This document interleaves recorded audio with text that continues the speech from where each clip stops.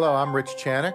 I'm professor of medicine at UCLA Medical Center and co-director of the Pulmonary Vascular Disease program at UCLA. I've been there for the last 6.5 years, but have been involved with pulmonary hypertension for over 30 years from my fellowship in the 80s onward. So I've gotten to see all the evolution and changes that have occurred in this exciting field.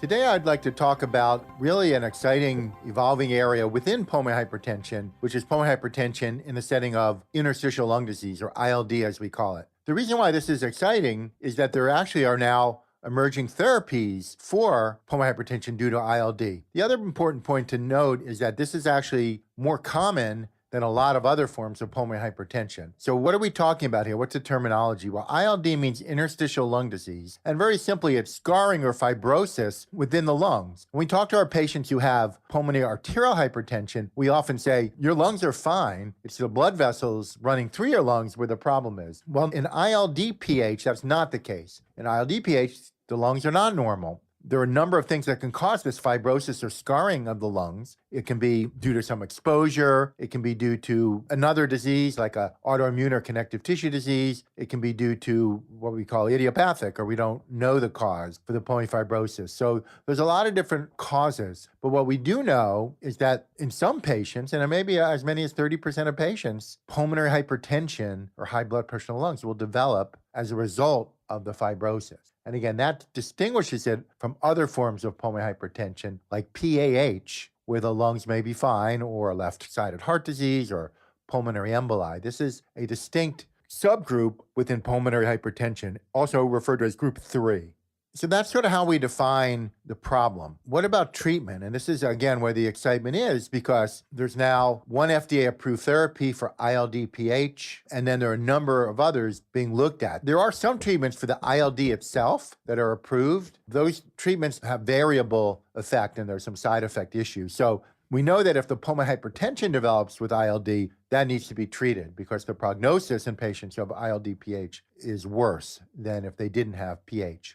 The ability to treat the PH in ILD and to show a benefit will help patients, certainly, from a point of view of quality of life and their exercise capacity. Hopefully, will improve outcomes. Right now, in patients with ILD and ILD-PH, if it's severe enough, lung transplantation has historically been the only option, and that has its own problems. So if one can find a treatment that can prevent or at least delay the need for a lung transplantation, that's a big victory. In addition to the FDA-approved therapy, which is inhaled treprostinil, it's a long-acting prostacyclin type drug that's also used in PAH, but the inhaled form was shown to be beneficial in ILD-PH, and therefore it was FDA-approved for that. In addition, there are a number of other drugs that are going through the development, mainly in phase 2 study, similarly to inhaled treprostinil, looking at the ability of these drugs to improve exercise capacity, improve the hemodynamics, and hopefully improve the outcomes. The interest in ILD-PH has actually always been there, but it's always been a little bit of a head scratcher because early on there were some studies showing that some of the drugs we thought were exciting in PAH didn't necessarily help patients with ILD-PH. And a couple examples actually were harmful. So I think that kind of slowed things down a little bit.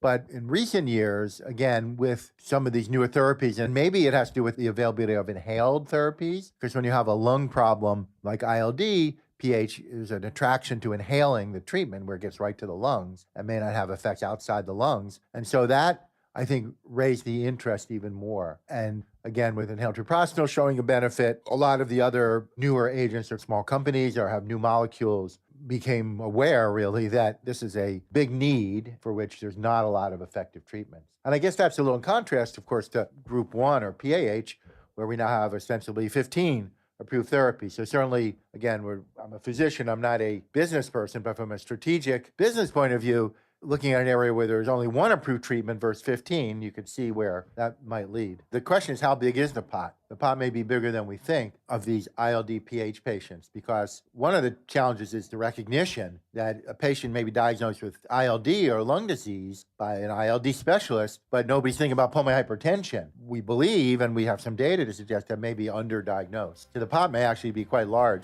of patients with ILD and pulmonary hypertension. So I think it's very important that patients obviously are their own advocates in everything, but certainly in this area, that if a patient has interstitial lung disease or pulmonary fibrosis and is being managed by even a specialist in that, to at least raise the possibility that could they also have pulmonary hypertension, and let their healthcare provider know that they're concerned about that. Certainly in the setting where, let's say, somebody's getting worse, so your symptoms are worsening, you're getting a little more short of breath, but the doctors are saying, well, your lungs are stable.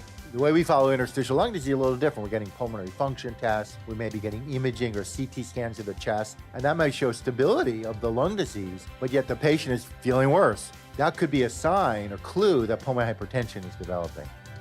Thank you very much for listening. My name is Dr. Richard Channick, and I'm aware that my patients are rare.